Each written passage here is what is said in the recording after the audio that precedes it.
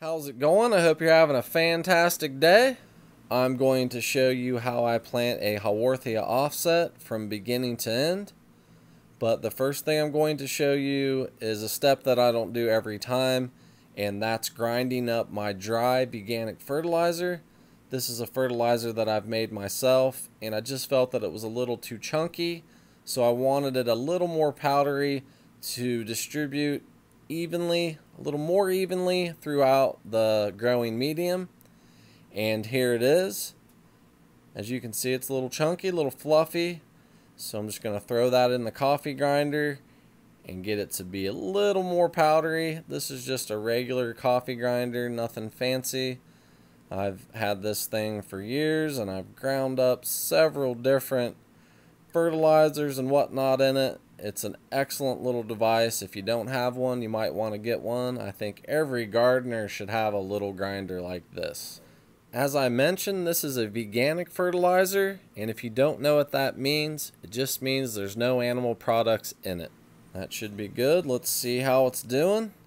And as you'll see, a little bit of smoke will come out of there. And you probably don't want to breathe that in, so it's a good idea to have a face mask.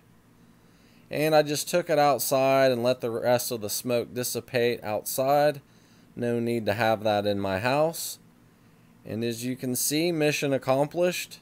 It's definitely a finer product now. So I'm just going to go ahead and dump that into my little container. I would tell you the exact ingredients of this, but I'm looking into developing this as a product that will be for sale. But that's quite the process, so I'll keep you posted on that in the future. Alright, well, let's get to planting. The 3-inch pot is full of akadama, and I'm going to use that to plant the 2-inch pot. I'm going to plant this little offset in that 2-inch pot back there. And in the 2-inch pot, I put just a little bit of akadama on the bottom, enough to mix in my dry fertilizer. I like to put it towards the bottom of the pot because that's where the drainage holes are. Therefore, that's where the big influx of oxygen is going to be to come in and help stimulate the microbial life, which is very important to my method of growing because I am into living soils, living soilless mixes, whatever the case may be. So I really want to do everything I can to stimulate all that life. So I just sprinkle about it's a quarter of a teaspoon. So that's what I use for a 2-inch pot, a quarter teaspoon of my dry fertilizer.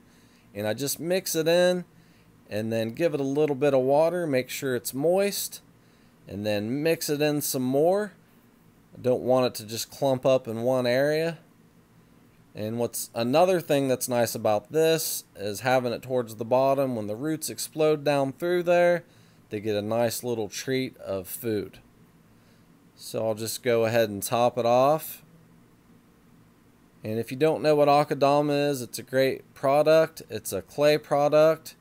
It's fairly hard. It's not as hard as a traditional hydroponic clay pebble, but it is fairly hard, and it's an excellent product. Many HAWORTHIA growers use it. I can't really say enough good stuff about the akadama. Alright, we have it topped off now, and I'm just going to take my little offset here. It appears that this HAWORTHIA doesn't have a name. It just says HAWORTHIA species on the tag. Anyway, just grab the roots carefully with the needle nose pliers. Lead with the tip of the needle nose pliers so you can break through the akadama and just push the offset down in there. Make sure it's in there tight.